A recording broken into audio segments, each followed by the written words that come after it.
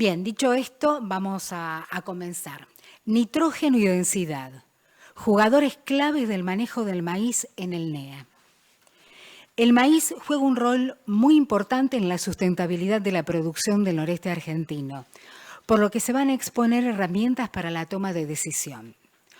Cómo ajustar la densidad para minimizar las pérdidas económicas y qué factores observar para decidir una fertilización con nitrógeno. Este es un poco el resumen de la charla. Los disertantes van a ser los ingenieros Andrés Madía, gerente de programa del Sistema Chacras de APRESID, docente investigador de la Cátedra Cultivos de la Universidad Nacional Rosario, y Victorio Morand, ingeniero agrónomo y responsable técnico de desarrollo de la Chacra APRESID Sachayo.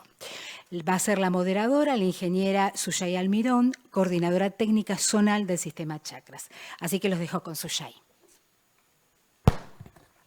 Bueno, muchas gracias. Bienvenidos a todos, muchas caras conocidas. Gracias por acompañarnos en esta charla que está enmarcada dentro del programa Sistema Chacras. Este programa, quiero comentarles que tiene como objetivo responder a las demandas del productor, con un abordaje sistémico, con rigor científico y trabajando bajo dos banderas, el aprender produciendo y el protagonismo en red. Hoy en esta charla vamos a compartir aprendizajes tanto de la Chacra Sachayo como de la Red de Nutrición de Cultivos del Norte de Argentina. Estos son 2 de los 20 proyectos entre redes y chacras que hay distribuidos en todo el país. Al finalizar la charla, como les comentamos, la idea es que ustedes puedan hacer preguntas, abordar dudas o transmitir algún aprendizaje, de modo que entre todos podamos seguir aprendiendo. Ahora sí, doy paso a los disertantes y espero que lo disfruten y sea provechoso.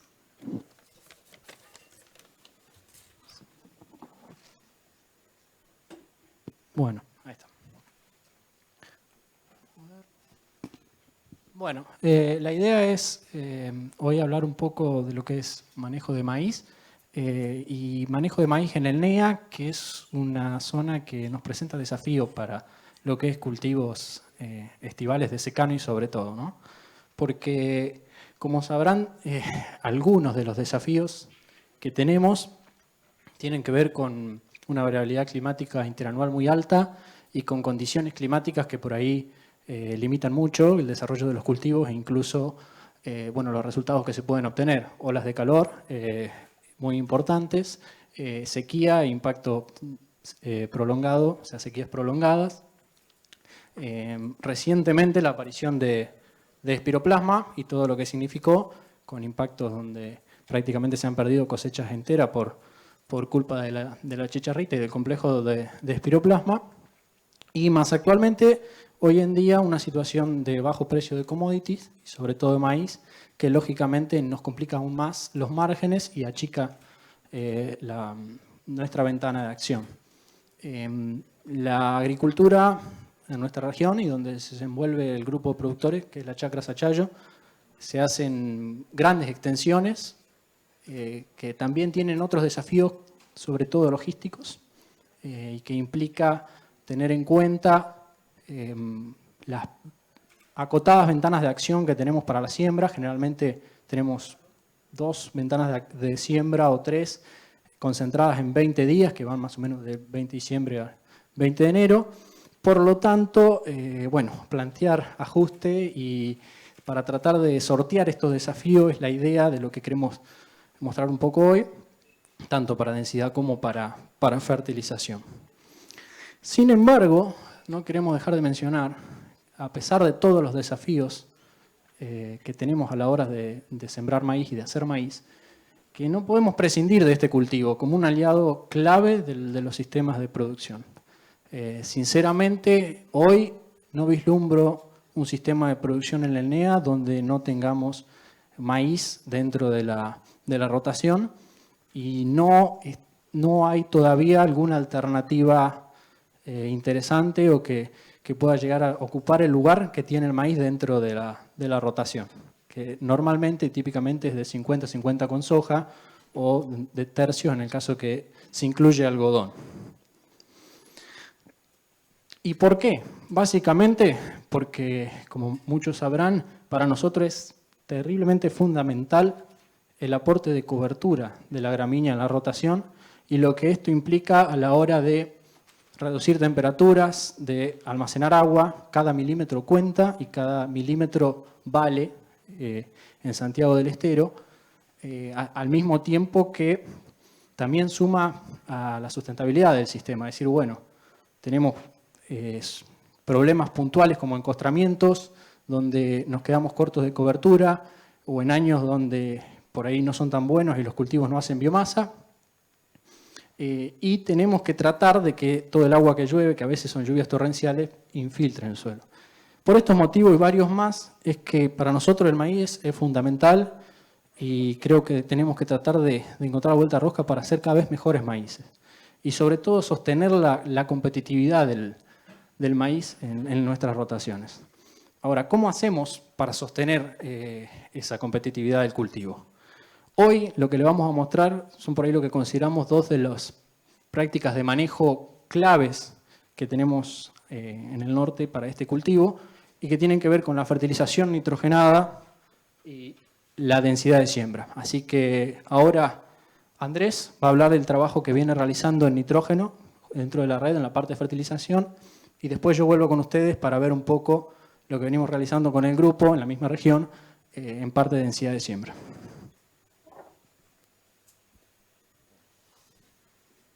Bueno, Vic, muchas gracias. Buenas tardes a todos.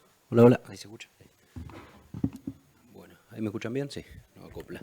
Bueno, hace algunos años empezamos con varios grupos de APRE y productores del norte a detectar que había una demanda fuerte de trabajo en lo que era nitrógeno en maíz y a partir de eso empezamos a armar de nutrición en general, armamos una red aborda el tema de nutrición y dentro de los temas aparecía el nitrógeno en maíz, el manejo de nitrógeno en maíz.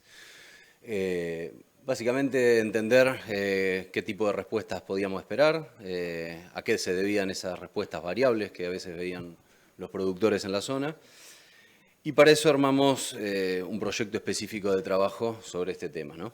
Aprovechando un poco todo lo que ya venían varios grupos trabajando, buscando coordinar esos trabajos y generar respuestas más globales para la región. Un poco la situación que hay en la región o que había en ese momento era una zona donde había claramente menores dosis aplicadas de nitrógeno respecto a otras zonas en el cultivo de maíz. Estos son datos de la Bolsa de Cereales de Buenos Aires.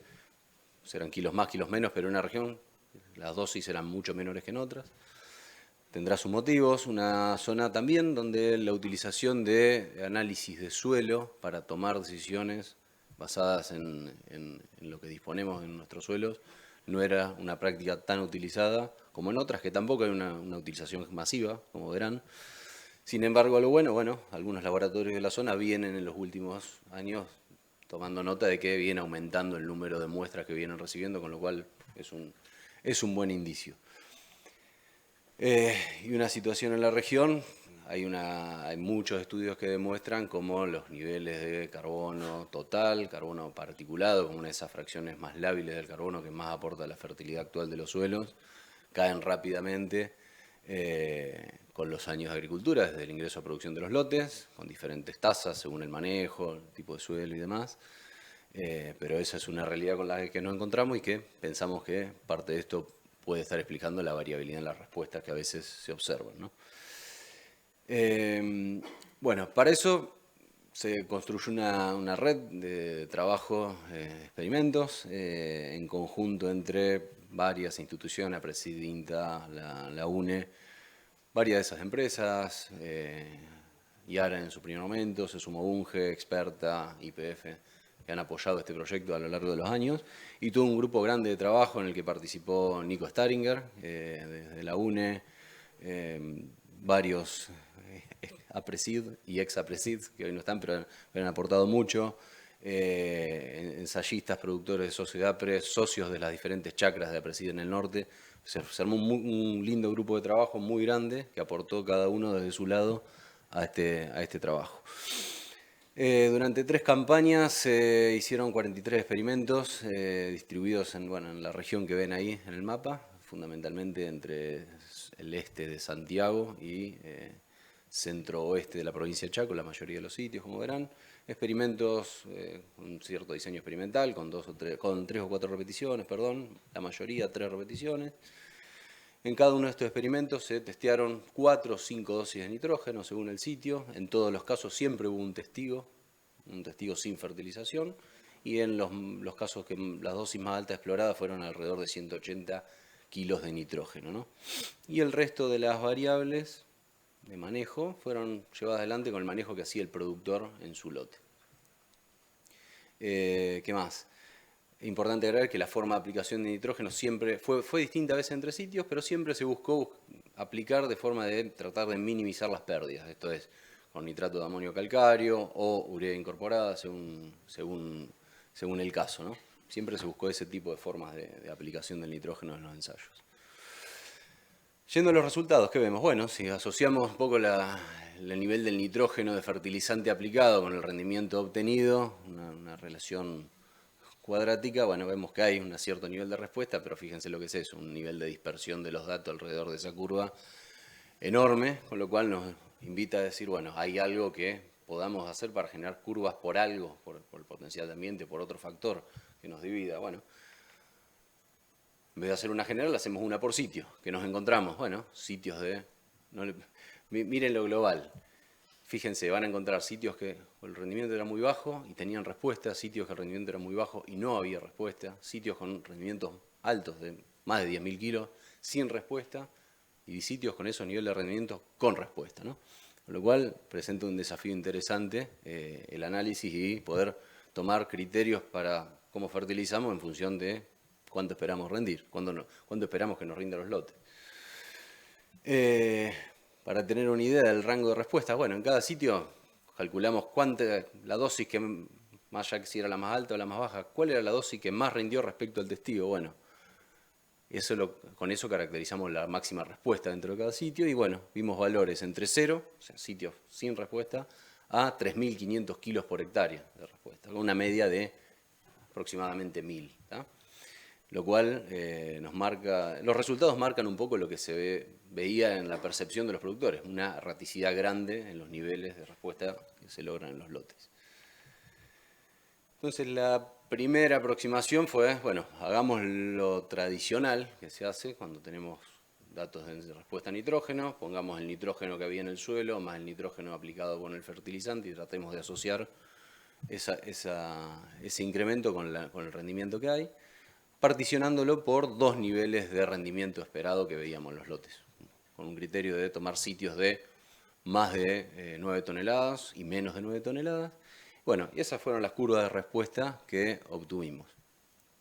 Obviamente, el nivel de rendimiento está marcado por el potencial de rendimiento del sitio, pero lo interesante es que, fíjense, si ustedes miran el lugar donde se satura esa curva de respuesta, no parece muy distinto por potencial de ambientes, ¿no? Cuando uno hace voy a poner matemático, la derivada de esta curva, básicamente obtiene por unidad de incremento del nitrógeno que voy teniendo, ya sea de suelo más fertilizante, de esa disponibilidad de nitrógeno, cuántos kilos de grano estoy produciendo, ¿no? Entonces, bueno, vamos a ver que por encima de los 210 kilos ya no hay incremento. Eso es lo que nos marca más o menos el umbral agronómico donde no hay más respuesta. Eso no cambió mucho. Fíjense, las dos curvas terminan más o menos en 210 kilos, terminaban, para ponerle un número redondo. Utilizando estas rectas que emergen de las derivadas de estas curvas, si pensamos en una relación, nos sirve para tomar relaciones de precios. Si tomamos una relación de precio de grano con kilo de nitrógeno de 10:1, que me podrán corregir si está un poquito por encima, un poquito por debajo hoy en día de ese valor, pero si nos situamos en esa relación, para ambientes de menos de 9 toneladas, deberíamos estar apuntando a una disponibilidad óptima de nitrógeno entre el del suelo más el fertilizante de unos 89 kilos, según este modelo, y para ambientes de más de 9 toneladas podríamos estar apuntando a 118 kilos de N por hectárea con estos modelos. Las curvas son diferentes porque hay una pequeña diferencia en los niveles de respuesta acá que a ojo no se percibe, ¿tá? Bueno, entonces Nos parecía que eran demasiado similares como para generar y el modelo no tenía un gran ajuste, entonces, bueno, vamos a probar si hay alguna otra cuestión que nos ayude a predecir mejor la respuesta que a separar mejor las cosas que el potencial de rendimiento, porque el potencial parecía no ayudar mucho. Entonces, en todos estos sitios, lo otro que se hizo fue registrar un montón de variables de manejo y ambiente, ¿no?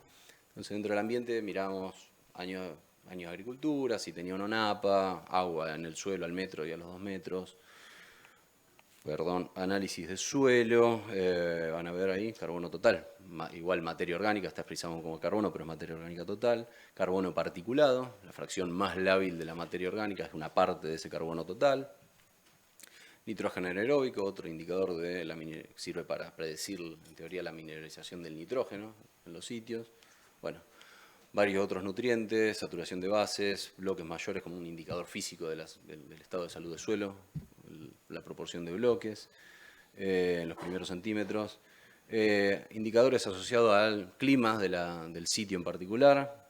Acá mostré 2, estudiaron varios más, pero para resumir, muestro, por ejemplo, las lluvias de siembra durante todo el ciclo y las lluvias de B14R2, periodo crítico, las lluvias que cayeron en el periodo crítico, y un indicador del estrés térmico como los días con temperaturas máximas mayores a 35 grados, esa fue la referencia, ya sea en todo el ciclo o en el periodo crítico. Y desde el punto de vista de manejo miramos, bueno, separando sitios donde la fuente había sido diferentes fuentes, diferentes momentos de aplicación, generalmente aplicamos entre presiembra y B4, pero separamos sitios que habíamos aplicado entre presiembra y siembra y sitios B2, B4, lo miramos, densidad, fecha de siembra, tipo de híbrido, antecesor. Teníamos la historia de los lotes, con lo cual también miramos lotes que tenían diferentes proporciones de leguminosa o de gramíneas en esa rotación, a ver si nos explicaba algo, cobertura y demás. Entonces tratamos de asociar cada uno de estos variables o predictores con los niveles de respuestas, ¿no? Entonces, esto es una figura que sintetiza un poco los primeros resultados. Bueno, esto es un pequeño listado de todas las variables que yo les mostré recién. Fíjense, respuesta, este es el nivel de respuesta, este es el grado de correlación entre la respuesta y alguna de esas variables, ¿no? Entonces, ¿qué fue lo que saltó en este análisis y en algunos similares, pero que conducían a lo mismo? Bueno, había 3 variables que fueron las que más se correlacionaron con la respuesta que se obtenía en el nivel de sitios, que fueron el carbono particulado, o sea, la fracción más lábil del carbono, el estrés térmico en el periodo crítico y el nitrógeno disponible como N de nitratos en el suelo a 0,60 al momento de sembrar el cultivo, ¿no? Todos con una correlación negativa con el nivel de respuesta. Una correlación negativa quiere decir, en el caso de carbono particulado, a más carbono particulado, menos respuesta. A más estrés térmico, menos respuesta. A más nitrógeno disponible, menos respuesta esperada, ¿no? Bueno, entonces con esos predictores lo que buscamos fue... para que ustedes tengan una idea de qué rangos están explorados en esta base de datos. Bueno, el carbono particulado, podemos hablar de que los mejores casos, esto es, el 20% de los mejores lotes, estaban con valores de 0,28 o más, y el 20% de los peores lotes estaban en 0,18 o menos, ¿bien? En nitrógeno a la siembra, los mejores casos estaban de 99, 100 kilos para arriba, y los peores casos tenían menos de 50 kilos de nitrógeno, ¿está bien?, a la siembra. Y en lo que es estrés térmico, mejores casos, teníamos 6 días como mínimo de estrés térmico durante el periodo crítico, y en los peores casos, en el 20% de los peores casos, estábamos con 13 días de estrés térmico en el periodo crítico, casi la mitad del periodo crítico con golpes de calor, con días con golpes de calor. Bien, entonces, ¿qué buscamos hacer? Bueno, tratamos de juntar el nitrógeno del suelo y el fertilizante, explicar el rendimiento a través de esa relación del nitrógeno y el suelo, entre el suelo y fertilizante, una relación cuadrática, que el carbono particulado sea un predictor per se del rendimiento, y tratar de incluir el carbono particulado afectando, cómo el carbono particulado afecta la respuesta a esta relación entre nitrógeno, suelo, fertilizante y el rendimiento, y cómo el estrés térmico afecta esa relación de la respuesta del nitrógeno con el rendimiento.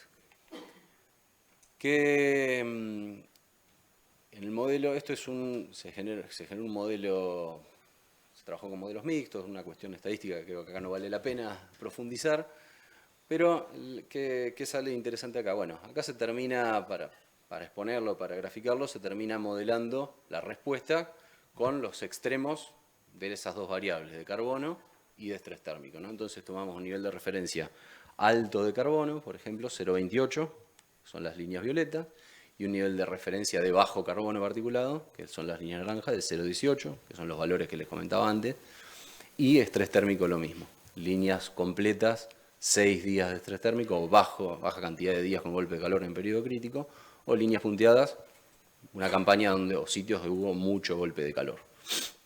Entonces, ¿qué vemos? Bueno, comparando las líneas violeta con las naranjas, podemos ver que el carbono particulado tiene un efecto per se sobre el rendimiento. Fíjense, estos serían como los tratamientos con menos nitrógeno disponible, pero fíjense el salto que nos da solo tener más carbono. ¿Bien? Lo otro interesante, bueno, por más que si tenemos poco carbono y le agregamos más nitrógeno, bueno, levantamos rendimiento, pero nunca llegamos al rendimiento que podemos obtener si tenemos más carbono per se en el suelo. O sea, el nivel de carbono nos está poniendo ya un techo en el rendimiento, más allá de afectar la respuesta o no. ¿Bien? Lo cual también marca la importancia de esta cuestión en los suelos. Cuando tenemos menos nitrógeno, líneas naranjas, fíjense la pendiente de esta curva, tenemos más respuesta que cuando tenemos más carbono, un poco lo que veníamos hablando antes. Y si empiezan a mirar las líneas punteadas, comparando líneas llenas con líneas punteadas, ya sea cualquiera de los niveles de carbono, van a ver cómo líneas llenas son menos estrés térmico y líneas punteadas más estrés térmico. El estrés térmico nos está poniendo un techo a la respuesta.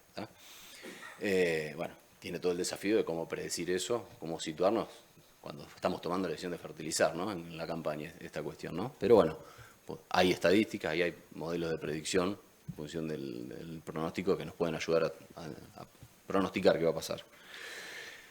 Entonces, por ejemplo, para un caso como este, donde tenemos alto nivel de carbono y poco estrés térmico, bueno, si tuviésemos con este modelito, que sería esta regresión de acá arriba, la derivamos, queda esta curva acá. Si tuviésemos una relación de precios de 10:1, podríamos estar pensando en que la disponibilidad óptima de nitrógeno sería alrededor de 74 kilos de N. ¿Está bien? O sea, nosotros tenemos ese nivel de referencia, medimos en el suelo. Si hay menos, la diferencia debería ser lo que se aplique mediante el fertilizante. Está bueno también tener presente el tema de hacer análisis de suelo para poder utilizar estos modelos y que, fíjense, si volvemos a esta diapo, fíjense los niveles medios de nitrógeno de suelo a la siembra, 76. ¿Está? O sea, fíjense, si estamos en una situación así, la mitad de los lotes, eso que nos dice, bueno, si estamos frente a esta situación de este nivel de carbono y esperando poco estrés térmico, bueno, ya la mitad de los lotes van a estar con esta disponibilidad, con lo cual es importante la medición para tomar buenas decisiones de qué hacemos en estas situaciones, o si pronosticamos estas situaciones. Si tenemos menos carbono y poco estrés térmico, bueno, tenemos menos carbono, eso ya nos dispara que nos vamos a la curva naranja, estamos en esta, bueno, utilizando esa relación de precios, ya la dosis, o la disponibilidad, perdón, óptima económica se eleva a 133 kilos de N. ¿Bien? Pero en esa misma situación, pero un año muy complicado de estrés térmico, fíjense cómo el estrés térmico me plancha la respuesta y esa disponibilidad óptima económica vuelve a caer a, en este caso, 87 kilos de nitrógeno, ¿no? Bueno, ¿qué hicimos también para complementar un poco? Bueno, comparamos la capacidad de predecir la respuesta, no el rendimiento, la respuesta al agregado de nitrógeno de cada uno de estos dos modelos. El que mostré primero, de los tradicionales, nitrógeno, suelo, fertilizantes, en función del potencial de rendimiento, y este último modelo que mostré recién con algunas covariables de ambiente y de clima. Bueno, ¿qué nos encontramos? Bueno, que este modelo que utiliza covariables como el carbono, como el estrés térmico, como el nitrógeno en la siembra, tiene una mejor capacidad predictiva. Hay algunos índices de la capacidad predictiva, pero fíjense cómo ajustan. Cuanto más cerquita de la línea roja están los puntos, mejor es la capacidad predictiva del modelo. Entonces fíjense cómo hay una mejora sustancial en esa capacidad predictiva con este modelo alternativo, a, si se quiere, los tradicionales que se pueden utilizar. Bueno, esto tiene una cuestión a mejorar, que es validar. Normalmente esta validación se hace con datos independientes. Esta validación está hecha con los mismos set de datos con los cuales fue calibrado el modelo. Eso es un próximo paso que queremos dar en este análisis que estamos haciendo en la red. Como algunas síntesis, bueno, vimos respuestas de entre 0 y 3.500 kilos, una tonelada en promedio de respuesta al agregado de nitrógeno. Existen alternativas a los modelos tradicionales basados en la curva de dosis y respuesta en función del potencial. Que la respuesta al agregado de nitrógeno dependió de 3 cuestiones fundamentales: el carbono particulado, el nitrógeno del suelo que disponemos a la siembra, eso es conocido, y el nivel de estrés térmico. El nitrógeno anaeróbico, vale la pena hacer la mención, no salió como un buen predictor de la respuesta. Sí, el nitrógeno anaeróbico predecía muy bien el nivel de rendimiento que puedo obtener en los testigos, pero para predecir la respuesta no aportaba mucho. Eso también fue algo que aportó más el carbono particulado, por ejemplo. Y bueno, y que la dosis o la disponibilidad óptima económica va a variar en función de estas variables del ambiente que hablamos recién y obviamente en función de la relación de precios con la que nos estemos parando y el momento del año. Así que bueno, acá termina mi presentación y Vic les va a comentar un poco sobre el tema de densidad, que es lo otro que trabaja el taller.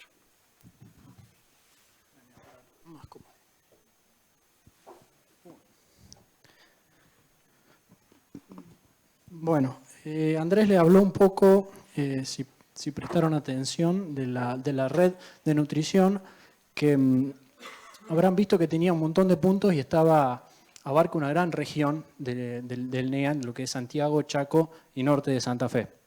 Yo, con la parte de densidad y con lo que trabajamos en el grupo, me voy a acotar un poquito más a lo que marca el cuadradito rojo del mapa, así que, porque tratamos de darle con el grupo un enfoque más barrial. Por decirlo de una manera, que si bien era una zona que estaba incluida en el set de datos anterior, tiene determinadas particularidades que creo que vale la pena mencionar. Y creo que una de las principales, por ahí, particularidades o características tiene que ver con la historia agrícola. Estamos hablando en nuestro barrio, que sería Sachayo, más o menos, háganse una idea, 50 kilómetros a la redonda de Sachayo. Tiene muy poca historia agrícola, estamos hablando de lotes que no tienen más de 25 o 30 años de agricultura y con muy buenos suelos. Estamos hablando de entisoles y argistoles sin impedimentos físicos para la exploración de raíces de textura mediana fina, muy bien provistos de materia orgánica y de fertilidad química. Fíjense, eso que ven allá, el grafiquito es el porcentaje de materia orgánica promedio de una base de datos que tenemos en la chacra, alrededor de 200 datos de materia orgánica en ese promedio, y estamos alrededor de 2,6% de materia orgánica, que para la zona es un nivel bastante alto. Y bueno, en esta zona, como les había comentado anteriormente, muchas veces pensamos mucho en las dificultades logísticas y en las ventanas de siembra que tenemos acotadas. ¿Y qué es lo que pasa cuando toca decidir la densidad de siembra? Que es una decisión que tomamos todos los que están en producción en cada lote todos los años. Y bueno, es que muchas veces decidimos, no tanto por un criterio agronómico o combinando criterios agronómicos con otros criterios que tienen que ver con acomodar la logística y poder sembrar toda la superficie, que no quede nada sin sembrar, básicamente. Entonces, lo que hacemos es, o lo que realizan muchos técnicos, muchas empresas, porque en parte la logística y las condiciones climáticas también te lo obligan, es utilizar densidades promedio por grandes grupos de híbridos. Por ejemplo, vamos con los híbridos tropicales con una densidad o con determinado rango de densidad más acotado y con los templados con otro rango de densidad. Y ponemos a veces muchas hectáreas y muchos lotes que probablemente no todos ameriten ir con la misma densidad de siembra, pero la sembramos con la misma densidad. Lo mismo, a veces también la densidad se elige en función a cuánta semilla tengo disponible para ubicar dentro del lote y cuánta semilla se compró, y se trata de acomodar el número y la densidad para que podamos utilizar todas las semillas. Así que bueno, la pregunta que nos hacíamos dentro del grupo y sabiendo que nuestra decisión de densidad de siembra generalmente tiene esos matices, es cómo la ajustamos mejor. Sabemos que estamos en falta por ahí con la densidad que elegimos para cada lote, Y la pregunta era, bueno, ¿tenemos alguna herramienta? ¿Podemos desarrollar herramientas para tomar una mejor decisión? Lo que hicimos fue hacer 16 ensayos de densidad, que tienen 4 tratamientos de densidad, que los pueden ir abajo en la esquina, de 45 a 90.000 semillas por hectárea. Sembraron 4 campañas distintas con el manejo del productor. Y hago la aclaración, y por eso les comentaba anteriormente un poco la situación de los suelos de nuestra zona, en este caso sin aplicación de nitrógeno. Y ustedes dirán, ¿por qué sin aplicación de nitrógeno? ¿Por qué probaron la densidad sin aplicación de nitrógeno? La realidad es que en general, y más hoy, con el escenario de precios y de márgenes que tenemos, alrededor del 90% de la superficie o más se realiza sin nitrógeno de maíz. Históricamente el cultivo de maíz, cultivo que en nuestra zona, en nuestro barrio, no se fertiliza y tiene mucho que ver, o hipotetizamos que tiene mucho que ver con los altos niveles de materia orgánica que todavía tienen los suelos, y esos suelos tienen todavía capacidad de soportar altos rendimientos sin el agregado de nutrientes. No sabemos por cuánto tiempo, pero todavía tienen esa capacidad. Entonces decidimos por lo menos generar información que nos pueda servir para ajustar la densidad en ese 90% de la superficie que manejamos de esa manera. Agréguenle que es raro en nuestra zona poder hacer cultivos de invierno, por lo tanto casi todos los maíces van sobre un barbecho largo que viene de soja, con lo cual la mineralización y el aporte que tiene, no hay movilización de nutrientes, que por ejemplo en algún caso cuando tenemos trigo. Para armar los ensayos, básicamente utilizamos herramientas de agricultura de precisión. Lo que hicimos fue llenar de grillas a las sembradoras con siembra variable en distintos lotes, todo en macro parcelas, generalmente con 3 repeticiones. Y después las recolectamos a través de mapa de rendimiento que nos da muy buena resolución espacial y una muy buena cantidad de datos por parcela. ¿Y qué fue lo que encontramos? Si ven, este gráfico es bastante parecido a lo que mostraba Andrés. Si uno hace el primer análisis y tira todos los datos y dice, bueno, ¿cuál fue la respuesta a la densidad de todos esos sitios, los 16 sitios? Se encuentra con esto, que va desde prácticamente 1.000 kilos hasta 11.000, 12.000 kilos de respuesta, por ahí mostrando la gran variabilidad que tenemos en rendimiento y en ambiente para el maíz. Ahora, la pregunta es, ¿qué hacemos con esto? Pues ustedes ven esto y dicen, ¿para qué sirve?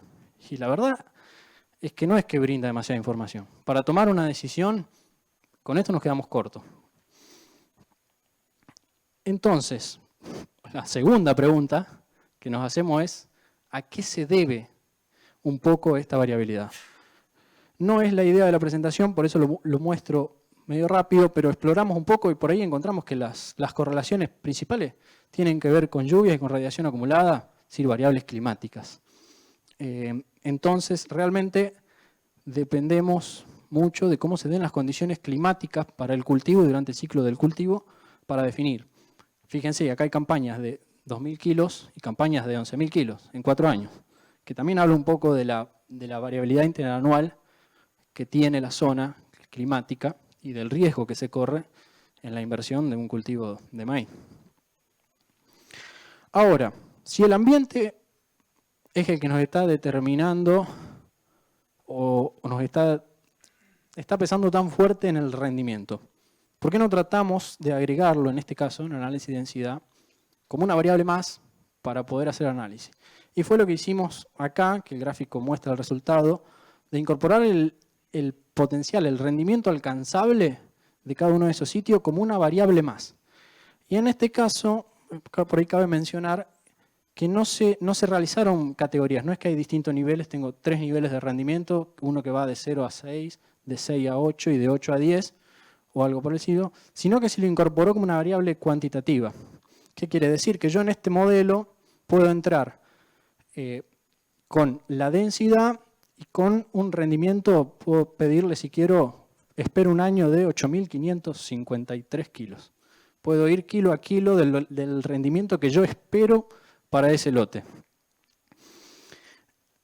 ¿Qué es lo que se ve?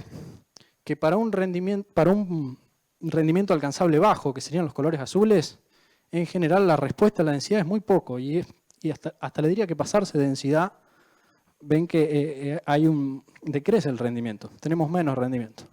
Ya si nos vamos a potenciales de 7.000, 8.000 kilos, ya podemos pensar que tenemos una respuesta un poquito más planchada, y si nos vamos a los mayores potenciales de rendimiento, ahí sí empezamos a ver que la curva se plancha mucho más arriba y la respuesta a la densidad es mayor. Eso nos determina básicamente que tanto la densidad óptima agronómica y por lo tanto la económica, que es aquella que maximiza el resultado económico, dependa fuertemente del rendimiento alcanzable que tenga ese lote. Si pueden ver ahí, ven en el eje de las Y la densidad óptima económica y en el eje X rendimiento alcanzable, y van a ver que para 5.000 kilos está alrededor de 35.000 semillas, pero para 10 te vas arriba de 60. Todo esto, estos cálculos, lo hicimos con el escenario de precios actual, creo que está en una diapositiva más adelante, pero dentro del modelo uno puede ingresar en el grupo los precios actuales o que maneja cada empresa y sacar el resultado.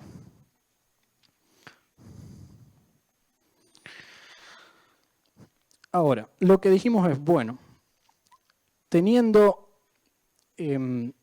sabiendo que la densidad que tenemos que elegir, la óptima, depende del rendimiento de los lotes, ¿cuál es el rendimiento que va a tener el lote? Porque uno la densidad la tiene que plantear muchísimo antes de saber cuánto va a rendir el maíz.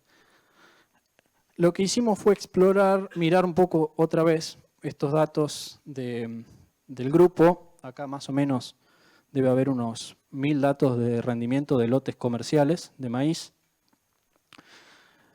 Y a ver en qué rango estaban los rendimientos más habituales.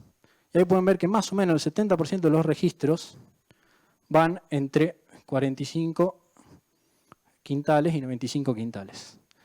Como para tener una idea en qué rango nos teníamos que mover y para que vean más adelante de la presentación qué considerar, ¿no? Con qué expectativa nos movemos nosotros, y para el que no conoce la zona entienda cuáles son por ahí los niveles de rendimiento que tenemos habitualmente. Entonces, ahí están los precios con los que se plantean los cálculos estos, que son precios actualizados al día de hoy. Y van a ver que, lógicamente, la dosis óptima económica de semilla aumenta, como les decía hoy, a medida que aumenta el rendimiento alcanzable. Lógicamente, si planteamos un escenario con un mejor precio del maíz, ese sería un 25% más de precio de maíz, un escenario con más positivo. Van a ver que, por ejemplo, para 7.000 kilos pasa de 42.000 a 48.000, 49.000 semillas. Y de la misma forma, para un escenario de un 50% más del precio del maíz. Gráficamente se ve así, ¿no? La curva de azul es el precio de grano actual, precio de grano más 25 la roja, y la verde precio de grano más 50. Ahora, hasta acá está claro y es bastante evidente la importancia que tiene el rendimiento alcanzable en determinar cuál es la dosis óptima. El problema es cómo no podemos predecir con mucha certeza cuál es el rendimiento que vamos a obtener en el lote. O sea, con qué rendimiento presupuestamos y con qué rendimiento tomamos la decisión para decidir una densidad de siembra. Porque si se fijan, creo que este año nos ha quedado bastante claro, podemos tener situaciones así o podemos tener situaciones así. La variabilidad interanual es realmente alta y estas situaciones son comunes. Y más todavía, los que son del norte van a saber, si yo les digo que esas dos fotos, la anterior y esta, son de la misma campaña. Así que, con esto en mente, tratamos de darle una vuelta de rosca al análisis y dijimos, tratemos no tanto de acertar la dosis óptima de semilla, la densidad óptima, sino de manejar los riesgos. Los riesgos de que siembro para determinado rendimiento de maíz y el año viene peor o viene mejor. Y el enfoque, o lo que tratamos de buscar es, bueno, ¿cuántos dólares por hectárea pierdo si me corro de la densidad óptima? Yo sé que sembrando la densidad óptima tendría el mejor resultado si acierto el ambiente al que le corresponde esa densidad óptima. Ahora, si yo apunto a un ambiente de baja Si ustedes ven, la línea verde es donde no hay pérdida, o sea, los valores verdes, y a medida que se van amarillo y rojo, cabe más pérdida de rentabilidad por hectárea. Si yo apunto a densidades bajas, ahorro en semilla, pero el año viene muy bueno, probablemente pierda rendimiento y por lo tanto pierda ingresos o deje de ganar por haberme quedado corto con la densidad. Ahora, por el lado contrario, si yo me la juego a una densidad alta, 65.000 semillas, para apuntar a 8.000 o 9.000, y el año viene para 3.000 o 4.000, pierdo por haber gastado demasiado en semillas. Esto depende 100%, y esto es clave, del escenario de precios con el cual se está haciendo el análisis. Por eso la idea del modelo es que uno entra acá a los escenarios de precios y va comparando y mirando dónde tiene el mayor riesgo. Y hoy, como estamos, lamentablemente, está claro que los mayores riesgos están en pasarnos de densidad y, lógicamente, que los años no sean tan buenos. Así que, bueno, si por ahí prestan atención, que después vienen las conclusiones, pero para este escenario de precios actualizado más o menos, haciendo un análisis, uno si se mantiene dentro de las 50 y 50.000 semillas, uno trata de reducir un poco lo que es el riesgo de la inversión en este caso. Lógicamente, nadie va a sembrar para sacar 3.000, 4.000 kilos, pero es un análisis y una forma de tratar de medir el riesgo en el que estamos incurriendo cuando decidimos una densidad.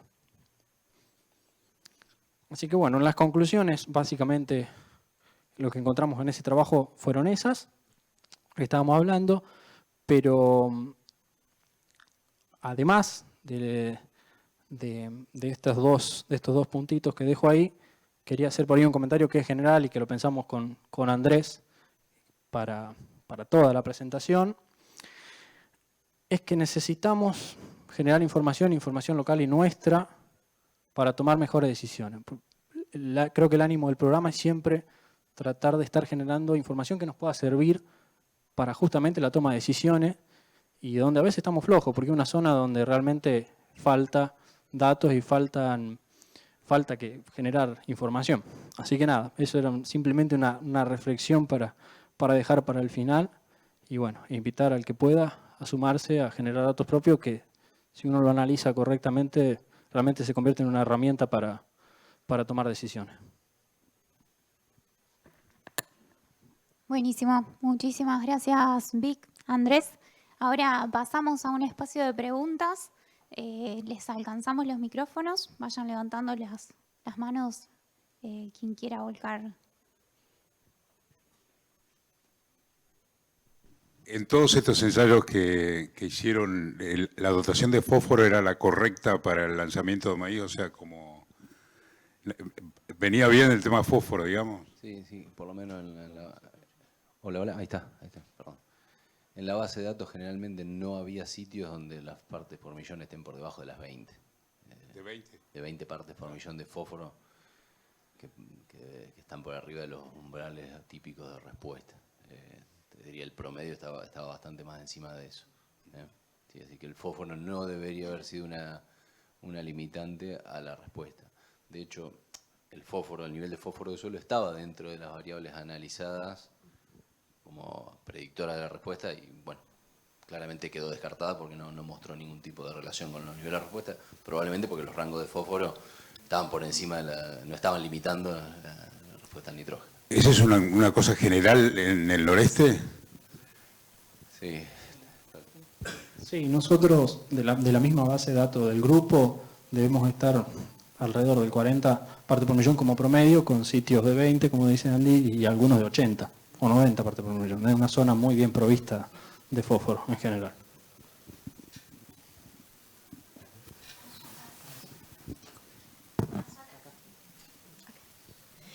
Hola Victorio, ¿cómo andan? Bueno, quería preguntarles, ya que ustedes tienen esa hermosísima base de datos. ¿Cuál es su opinión respecto al rol del genotipo, ¿no? Sobre todo en este aspecto en donde ustedes muchas veces necesitan tener un manejo conservador, en donde por los pronósticos pueden estar, o por el tipo de año pueden estar optando por una densidad un poco más baja. Quería conocer eso, la interacción del genotipo con la densidad en particular, esa es una primera pregunta. Escuchar su opinión y sobre los caracteres que ustedes creen que potencian más, no sé, prolificidad, incluso puede haber algo de macollaje o IR-flex. Esa es una primera pregunta. Quisiera conocer su opinión o la sangre, digamos, del genotipo. La primera pregunta. Y después vi fotos de maíz sobre maíz. Entonces, eso, a mí, digamos, veo eso y me impacta mucho porque lo primero que yo pienso es un balance de nitrógeno empobrecido, por lo menos así lo vemos nosotros, por ejemplo, en Córdoba, ¿no? Entonces, quería también escucharlos a ustedes en términos de opinión y cómo deberían manejarse o qué consideraciones habría que hacer en ese tipo de manejo, ¿no? Y cuán frecuente es hacer maíz sobre maíz en la zona de ustedes. Bueno, no, respecto a lo primero sí, la verdad que es algo que lo iba a mencionar y me lo olvidé, creo que estaba en la tabla el tema híbridos. Nosotros buscamos probar, como trabajamos en tecnología de productor, por ahí a veces estamos limitados a eso, pero buscamos siempre probar los 3 o 4 híbridos más sembrados dentro del grupo. Y sí, hay que tener en cuenta el tema del híbrido. Por ahí yo les comentaba, la decisión de siembra se toma entre grandes grupos de híbridos, lo que son tropicales, por un lado, que generalmente van con menos densidad, y templados por tropicales, que es lo habitual, la mayor proporción de superficie, que van con otra densidad, y algunos casos puntuales de determinados híbridos, hay 1 o 2 que tienen mucho problema de caña y de quebrado, con los cuales se cuida mucho de no levantar la densidad por encima de 55 o 58 mil plantas aproximadamente, que son casos más bien puntuales de híbridos donde se toma ese recaudo. Después, dentro de, si querés llamarlo como grandes grupos, la densidad o la decisión de densidad a mí me da la impresión de que la tomamos más a pálpito y a ojo que otra cosa. Y generalmente metemos en la bolsa varios híbridos, pero por un motivo que también no vemos todavía las respuestas tan marcadas dentro de esos determinados genotipos, de esa bolsita de genotipos, que los diferencien. Nosotros, lógicamente, por una cuestión de número de ensayos y de N, no teníamos poder como para segregar entre genotipos, pero sí nos cuidamos cuando comparamos de tratar de que esos genotipos que estamos probando sabemos que están dentro de genotipos con características de respuesta similar, por lo menos lo que es para la zona nuestra. Y después, con la segunda pregunta, repetime. Sí, que vi maíz sobre maíz y bueno, no sé cuán frecuente es y cómo manejan el nitrógeno. No sé si la foto, si se pasó alguna foto, no, es rarísimo. O sea, es maíz sobre soja. No sé si había alguna foto que capaz había alguna caña de maíz de la campaña anterior. Capaz que no sé si era eso, no presté atención, porque se ve cuando está sembrando maíz, pero no de la campaña anterior, sino de la previa a la soja. Que bueno, habla un poco de lo que hablábamos hoy al comienzo, la importancia del cultivo para mantener la cobertura. Pero no, maíz sobre maíz es muy raro, no, te diría que muy raro. Es más, con todo el quilombo de la chicharrita y demás, lo que vuelven son los planteos soja sobre soja. Bueno, ahí tenemos otro tema para charlar. ¿Puedo hacer otra pregunta? Me interesa esto que estás comentando sobre la interacción de sangre, que decís los tropicales los manejamos a menor densidad, ¿no? Antes los tropicales eran bien altos, bien vigorosos, grandotes, enormes, pero hoy no sé cuál es el porte y te quería preguntar si esto es parte de la historia del manejo del tropical versus el templado o hoy están viendo, digamos, diferencias respecto a la densidad óptima de los materiales. A ver, sí, es verdad que uno cuando empieza a ver y por ahí tiende a decir, bueno, hay tropicales y tropicales. Los que normalmente, habitualmente estamos acostumbrados, es poca la superficie que se hace con tropicales realmente.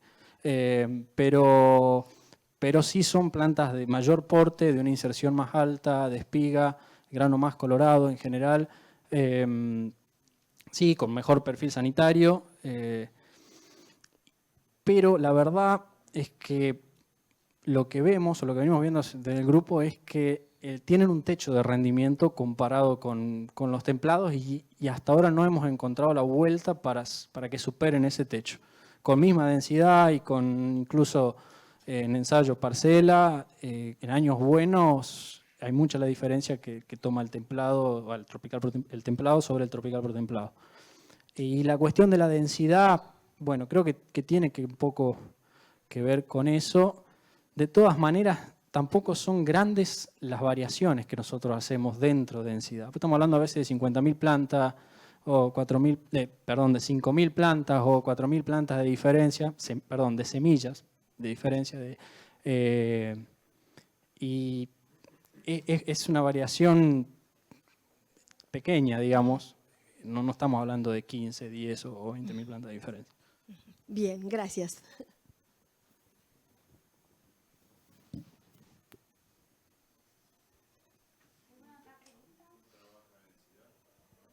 Bueno, lo hemos probado sitios de la red de ultra baja. Lo tuvimos años buenos. Eso es para rescatar un año bueno, muy bueno. Y en lotes que consideramos lo peor de lo que tenemos, que ese año fue de 6.000, 7.000 kilos.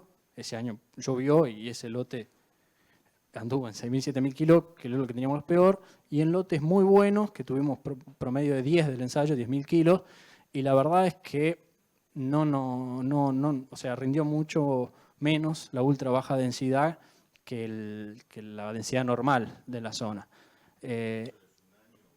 Sí, eso lo probamos un año, no en años de seca. El problema es que volvemos a la idea de para qué nivel de rinde sembramos, o sea, porque también si uno está pensando en 4.000, 5.000 kilos, ya hoy está por debajo del rinde de indiferencia, y si uno apunta a ese promedio, y estamos complicados.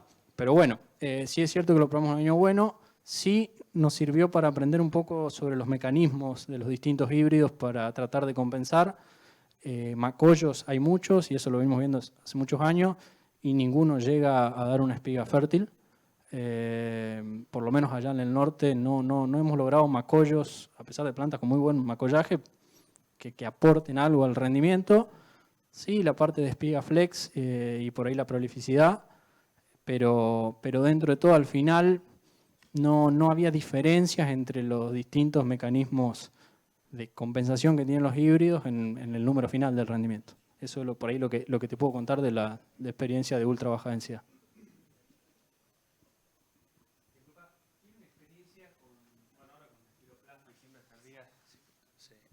Gracias. Con espiroplasma y todo el riesgo de tener una infestación tardía de álvulos se complica, pero experiencias en siembras tardías del 20 de enero en adelante con maíces ultra precoces. ¿Probaron alguna vez eso? No los hemos probado, no se han dicho. No, en la red no hemos probado ciclos, los más cortos son los templados tradicionales, 118, 120, no más corto que eso. Algunos yo he escuchado que estaban promoviendo para siembras tardías ciclos más cortos, como un nicho, pero nosotros en la red no lo hemos probado por una cuestión operativa de dificultad de sitio en las redes experimentales, ¿no? Tenemos de híbridos, de cosecha, cuestiones de ese estilo. Nos hemos mantenido en los ciclos más templados que cortos. Gracias. Creo que lo más corto que se siembra en la zona nuestra es el 1804. Viste que es creo que lo más corto que hemos tenido, el 1804. Pero más que eso, no con hiperprecoz. Sí. Sí.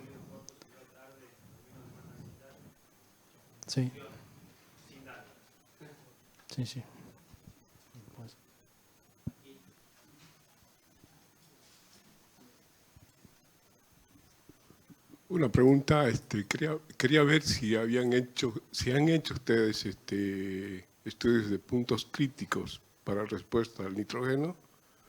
Otra sería el método que tienen para determinar el fósforo. ¿Cuál sería? Si después podés repetir la primera pregunta, no la terminé de entender. El método para determinar fósforo usamos fósforo Bray. Bray. Sí.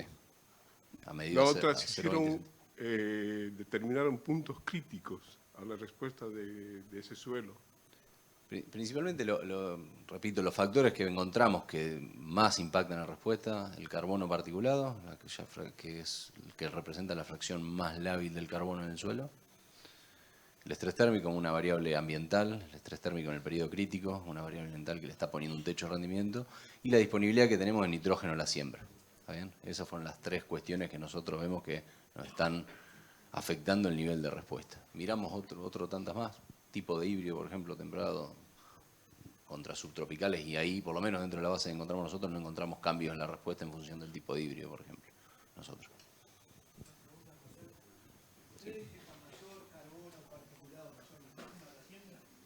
¿Hay relación o no hay relación? No encontramos correlación entre eso. No, por eso pudimos incluir las dos variables en un modelo, si no tendríamos que haber tenido que optar por una de las dos. No encontramos ese tipo de correlación. Me suena que el nivel de nitrógeno en la siembra tiene un componente anual, el momento donde lo medís y demás, cuánto llovió antes, después, temperaturas y demás. Quizás tenga una influencia más grande de la campaña que sobre obviamente la materia orgánica no va a ser lo mismo, pero evidentemente está teniendo un peso más grande el año sobre esa variable que la materia orgánica, por eso no terminaron de estar fuertemente correlacionados. ¿Y el límite de nitrógeno en el suelo? ¿Cuál manejan para echar urea o no? Bueno, a ver, lo que mostrábamos recién era un modelo que el nivel va a depender de el nivel de carbono, el estrés térmico, dónde te pares vos, ¿no? Entonces, en situaciones, vamos a poner, con más carbono, mucho estrés, o sea, situaciones que no favorecen que haya respuesta, porque tenés mucha oferta desde el lado del carbono lábil del suelo. Tenés mucho estrés que te pone un techo a la respuesta, bueno, es probable que los niveles de disponibilidad de nitrógeno para el cultivo sean más bajos, vos midas en el suelo y es probable que no tengas necesidad de fertilizar para llegar a ese nivel. Situaciones que te predispongan a más respuesta, no sé, poco estrés térmico, poco carbono en el suelo, bueno, es probable que esos niveles de nitrógeno disponible óptimo estén más altos y vos midas en el suelo y tengas que aportar algo para llegar a eso. De todas formas, los niveles de nitrógeno en suelo de la región tienden a ser altos comparado con otras zonas. Estamos hablando de que en la mitad de los lotes tenían 72 kilos de N, suelo más fertilizante o más. Los 20% de los mejores casos estaban de 100 kilos para arriba, con lo cual ya estamos hablando de valores altos si uno los compara con la región pampeana, que están un poquito más abajo, ¿sí? Incluso en maíces tardíos dentro de esta zona. ¿Sí? ¿La distancia entre higueras?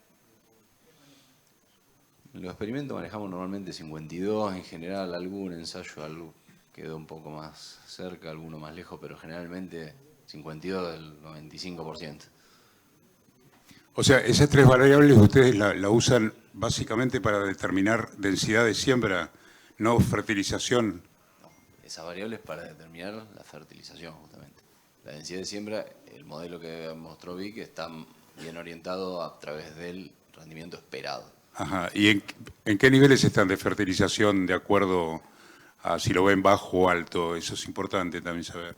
Mirá, según los modelos de estos, por ejemplo, donde yo jugué esos cambios que hice, bueno, tenías lotes que probablemente te hablaban de que vos tenés que tener una disponibilidad óptima en los cambios que hice yo como ejemplos, ¿no? Disponibilidad óptima de 75, si no me acuerdo lo más bajo, a 133, por ejemplo. ¿Tá? Entonces vos me dices en el suelo, lo que tenés en el suelo, la diferencia es lo que deberías aplicar con el fertilizante.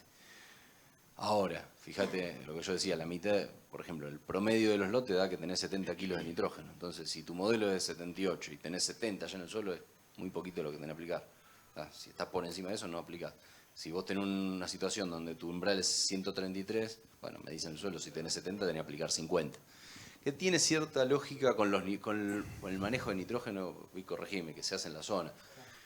Tenés entre productores que no fertilizan y los que más fertilizan están alrededor de los 40, 50 unidades de nitrógeno. Claro, es impresionante ver las curvas que son tan planas, ¿no? Bien en lo que es respuesta al nitrógeno. No se condicen con lo que pasa en el resto del país, digamos. Claro, claro, no. Por eso, por ahí volvemos a lo mismo. ¿Cómo estamos tomando o qué se hace dentro, cómo se toma la decisión de, yo hablé de densidad, pero sucede algo similar con fertilización? Ahí, por ahí alguna salvedad, podrá haber algunas zonas bandera que fertiliza un poco más, pero por lo que yo manejo más al norte, Sachayo, Quimirí, y conozco, la verdad es que se venía fertilizando años anteriores con mejores números y márgenes, y la dosis era muchas veces la misma y pareja para todo, y sin un análisis de suelo de más, que normalmente lo que dice Andy anda alrededor de 40 kilos de nitrógeno, 50 kilos de nitrógeno. 100 kilos de urea, 90 kilos de urea, va con 100 kilos de urea. Pero la realidad es que hoy, que se te acortan los márgenes y que tenés un montón de números, ha caído muchísimo la superficie, la fertilizada el año pasado y la intención de fertilización de este año mucho más, mucho peor, ni hablar con el precio del fertilizante. Claro. Y encima tenés esta situación de curvas mucho más planas, porque dependés 100% de la respuesta y los kilos que puedas sacar con la respuesta para pagar ese fertilizante. Entonces, lo que comentás vos es cierto, en comparación con otras zonas del país, las curvas y las respuestas son mucho más acotadas, mucho más chicas. Entonces, nos condiciona que el ajuste tiene que ser todavía más fino para hacerlo bien. En definitiva, un poco el trabajo que hicimos hacer es tratar de ponerle precisión para no terminar en que el productor ve respuestas variables y su decisión es no fertilizar cuando hay casos donde sí debería hacerlo. Eso un poco fue la cuestión. Y un último comentario. Hoy tenemos estas curvas, pero vos buscabas y no había mucha información o curva que vos digas, bueno, a ver cómo son las curvas de respuesta en Sachayo, en Santiago, en Quimirí. Bueno, este trabajo vino un poco a llenar ese vacío también. No sé si hay otra pregunta, si no ya estamos más que sobrados de tiempo. Una última y cerramos. Si no, cerramos acá. Graciela. Gracias. No hay duda de que tenemos que reponer nitrógeno en el norte, pero conociendo ambientes tan complejos, ¿no habrá otra variable que esté condicionando aún cuando apliquemos nitrógeno, por eso tenemos esas curvas tan planas? A ver, dentro de lo que miramos nosotros no encontramos otras grandes cosas. En un segundo escalón, si querés, Graciela, dentro de la parte de nutrientes, estaba el tema de zinc, que no terminó siendo de mucho peso, pero algo de relación tenía. Yo ahí empezaría a mirar, creo que hay muchos lotes en el norte con deficiencia de zinc, si uno mira cuestiones de suelo, puede ser alguna cuestión. Azufre, también otra que no salió dentro de la base nuestra, pero yo empezaría a prestar atención. Debería ser muy lógico que ante caídas en los niveles de materia orgánica, bueno, ¿dónde viene el nitrógeno, el azufre? Fundamentalmente, si no tenemos napa que nos lo aporte, viene de la materia orgánica. Entonces sería muy probable que el azufre pueda ser otro nutriente que esté aportando a levantar los techos de rendimiento y acompañando a levantar las curvas de respuesta. En la base que vimos nosotros, bueno, no terminó saliendo, pero no lo descarto tampoco. Bien, hay mucha experiencia en la zona que muestran respuesta al nitrógeno, al azufre y al zinc. Gracias. Sí, estaban los datos, no mostré los rangos explorados, hay datos, no salió como una cuestión que cambie la respuesta al nitrógeno, pero hay obviamente caídas y hay algunos reportes de que empieza a haber situaciones que podrían ser deficitarias de potasio en la región. Sí. Puntualmente en la zona de La Paloma, hoy mostraban en un taller hoy más temprano, bueno, zinc y boro como elementos deficitarios. Estoy hablando como un diagnóstico de suelo, no en respuesta a maíz. Como diagnóstico de suelo sí estaba zinc y boro como deficitario y el potasio y todas las bases estaban por encima del umbral. No había problemas ni de cationes floculantes y demás. Pero bueno, como dice Andrés, en cuanto a respuesta no se vio en maíz algún indicio de ese elemento. Bueno, hasta acá llegamos el día de hoy. Gracias por acompañarnos. Damos un fuerte aplauso.